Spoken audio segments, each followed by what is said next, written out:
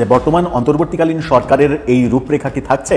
Professor ইউনূসের এই সরকারই কি নির্বাচন করবেন, নাকি নতুন কোনো সরকার আমরা দেখতে পাবো? তত্ত্বাবধায়ক সরকারের ফরম্যাটে নতুন সরকার আমরা দেখতে পাবো। প্রফেসর ইউনূসের এই সরকার কন্টিনিউ করতে পারবে না, তত্ত্বাবধায়ক সরকারের ফরম্যাটে আরেকটি সরকারের জন্ম হবে, যে সরকারের অধীনে নির্বাচন হবে। আমাদের পররাষ্ট্র উপদেষ্টা, তাকে কোথাও গত কয়েকদিন ধরে দেখছি না।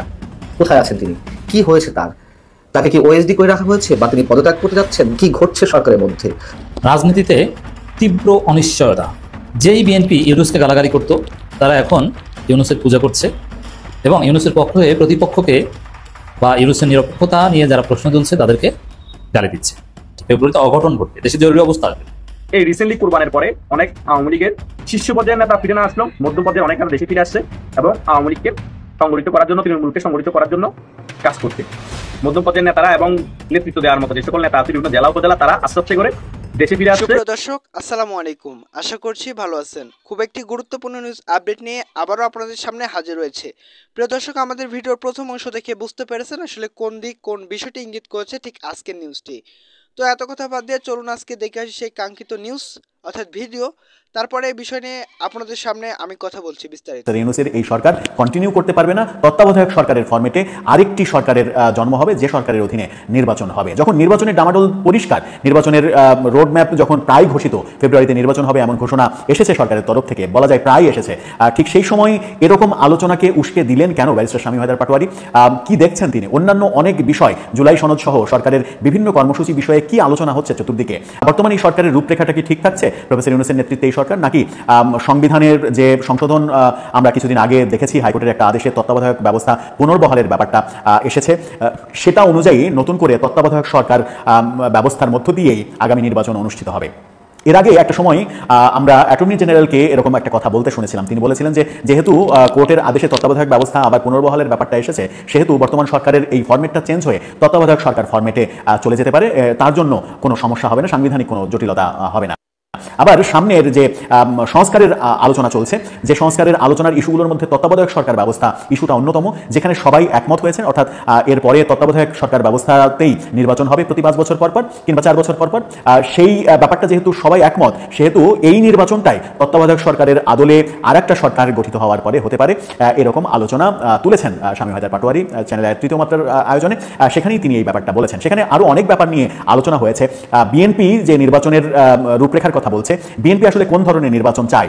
বিএনপি কি আওয়ামী লীগকে বাদ দিয়ে নির্বাচন চায়, একপাক্ষিক নির্বাচন চায়, যে একপাক্ষিক নির্বাচন আওয়ামী লীগ তাদের শাসন আমলে করেছে সেরকম নির্বাচনই কে চায়, নাকি বিএনপি ইনক্লুসিভ নির্বাচন চায়, সবার অংশগ্রহণী নির্বাচন চায়? বিএনপির এক নেতা বলেছেন যে বিএনপি সবার অংশগ্রহণী নির্বাচন চায়, কিন্তু কারা নির্বাচন করবে কি করবে না, কারা অংশগ্রহণ করবে কি করবে না, সেটা বিএনপির বিষয় নয়, সেটা সরকারের বিষয়। কিন্তু বিএনপির পক্ষ থেকে কি এরকম একটা স্ট্যান্ড নেওয়া হবে, যেটা আমরা এর আগে একাধিক ভিডিওতে বলেছি, যে বিএনপি পরবর্তীতে সরকার পরিচালনা করতে গেলে হোঁচট খাবে যদি একপাক্ষিক নির্বাচন হয়, আন্তর্জাতিক পর্যায়ে প্রশ্ন সাপেক্ষ হবে সেই নির্বাচন, সেখান থেকে সেই সময় যেন প্রশ্ন তৈরি না হয়, সেই কারণে বিএনপি ইনক্লুসিভ নির্বাচনের ফর্মুলাতেই যাবে এবং সেই ফর্মুলা সরকারকে বলবে। বিএনপির সেই নেতা তেমনটাই বলেছেন যে বিএনপি ইনক্লুসিভ নির্বাচনই চাই, যদিও বিএনপির এটা শীর্ষ পর্যায়ের কথা নয়। বিএনপি প্রকাশ্যে এখন পর্যন্ত তাদের স্ট্যান্ড ক্লিয়ার করেনি। বিএনপির স্ট্যান্ডটা কি? বিএনপিকে একপাক্ষিক নির্বাচন করতে চায়, যে 35-40% আওয়ামী লীগের সমর্থক তাদেরকে বাদ দিয়ে 60% জনগোষ্ঠীর মতামতকে নিয়ে কি বিএনপি নির্বাচন করতে চায়, নাকি 100% জনগোষ্ঠীকে নিয়ে বিএনপি নির্বাচন করতে চায়? বিএনপির স্ট্যান্ডটা এখনো পরিষ্কার হয়নি। বিএনপির স্ট্যান্ডটা এখনো পরিষ্কার হয়নি বলে আগামীতে এই সরকারের ফরম্যাট চেঞ্জ হয়ে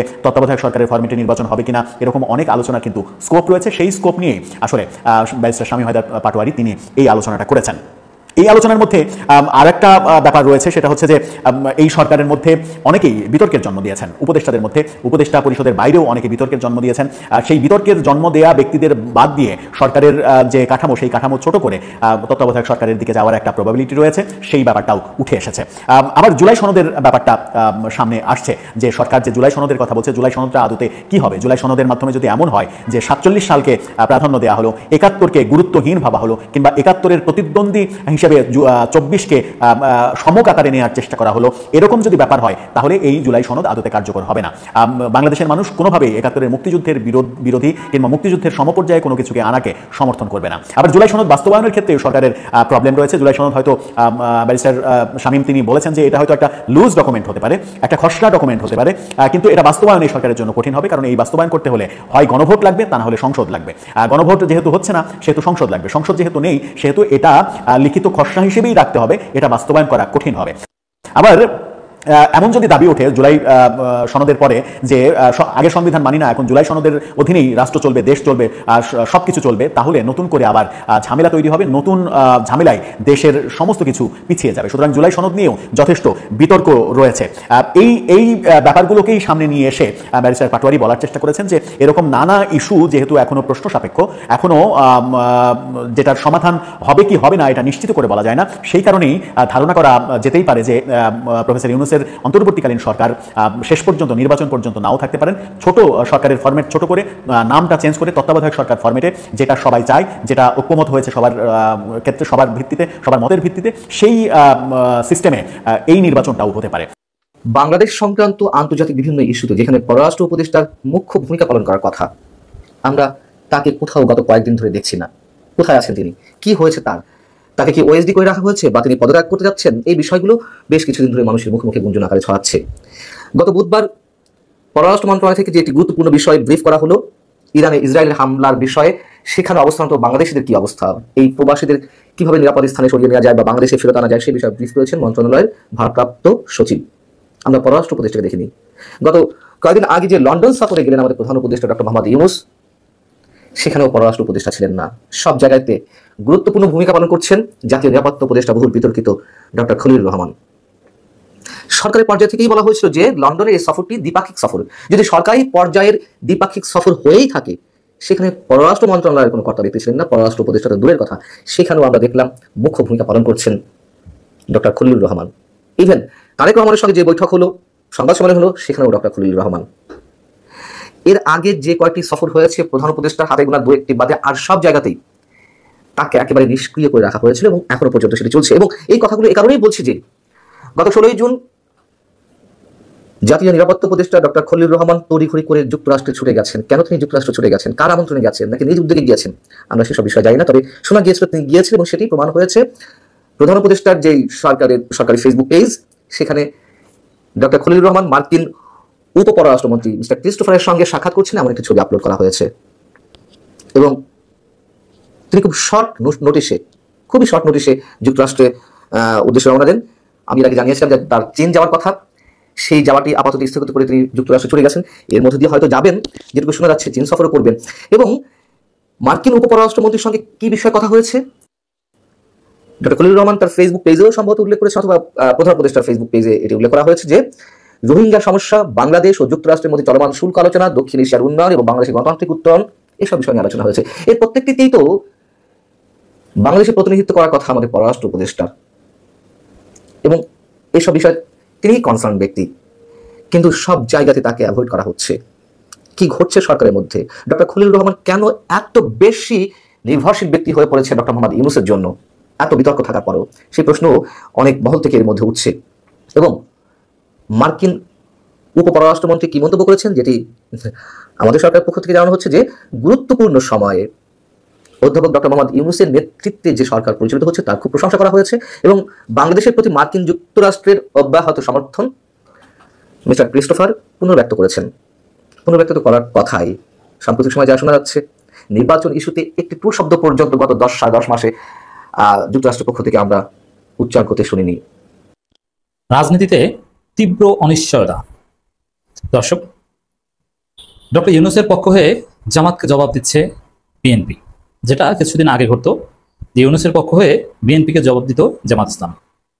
মানে এই যে একদম ঘুরে যাওয়া, উল্টে যাওয়া, এটা রাজনীতিতে তীব্র অনিশ্চয়তার ইঙ্গিত বহন করে। ক্ষণে ক্ষণে রং বদলায়। যেই বিএনপি ইউনূসকে গালাগালি করতো, তারা এখন ইউনূসের পূজা করছে এবং ইউনূসের পক্ষ হয়ে প্রতিপক্ষকে বা ইউনূসের নিরপেক্ষতা নিয়ে যারা প্রশ্ন তুলছে তাদেরকে গালি দিচ্ছে। এটা কোথায় গিয়ে ঠেকে এর কোনো ঠিক নেই। এবং যে ঐক্যমতের কথা বলা হচ্ছে বা এগুলো কোনো কিছুই আপাতত সম্ভব না বলে মনে হচ্ছে। দর্শক, একটা বিশ্লেষণ বাংলাদেশের একজন বিখ্যাত কলামিস্ট এবং সাংবাদিক লিখেছেন, ঐক্য অনৈক্যের খেলায় বিএনপি জামাত। এই যে ঐক্য অনৈক্যের খেলা, এই খেলা রাজনীতিতে তীব্র অনিশ্চয়তা সৃষ্টি করছে। তো দর্শক, এই ছিল আজকের ভিডিও। আশা করছি সম্পূর্ণ ভিডিও দেখেছেন। দর্শক আসলে সম্পূর্ণ ভিডিও দেখে বুঝতে পেরেছেন আসলে কোন দিক কোন বিষয়টি ইঙ্গিত করছে। দর্শক আপনারা অনেকে জানেন যে বাংলাদেশের যে রাজনৈতিক প্রেক্ষাপট সেই প্রেক্ষাপটের আলোকে কিন্তু বেশ কয়েকটি গুরুত্বপূর্ণ নিউজ আপডেট অর্থাৎ ভিডিও একত্রে আপনাদেরকে দেখানোর চেষ্টা করেছিলাম। অবশ্যই আপনারা সম্পূর্ণ ভিডিও দেখেছেন, অবশ্যই আপনারা বুঝতে পেরেছেন আজকের সেই নিউজ অর্থাৎ ভিডিওটি কোন দিক কোন বিষয়টি ইঙ্গিত করছিল। দর্শক আমাদের ভিডিও সম্পর্কে আপনার মূল্যবান মতামত অবশ্যই কমেন্টস করে জানিয়ে দিন। নতুন হলে অবশ্যই সাবস্ক্রাইব করে আমাদের পাশে থাকুন পরবর্তী আপডেট সবার আগে পাওয়ার জন্য। তো দেখা হচ্ছে নতুন কোনো নিউজ আপডেট নিয়ে। সে পর্যন্ত সবাই ভালো থাকবেন, সুস্থ থাকবেন। নতুন হলে সাবস্ক্রাইব করে আমাদের পাশে থাকুন। নতুন কোনো ভিডিওতে দেখা হচ্ছে। ধন্যবাদ।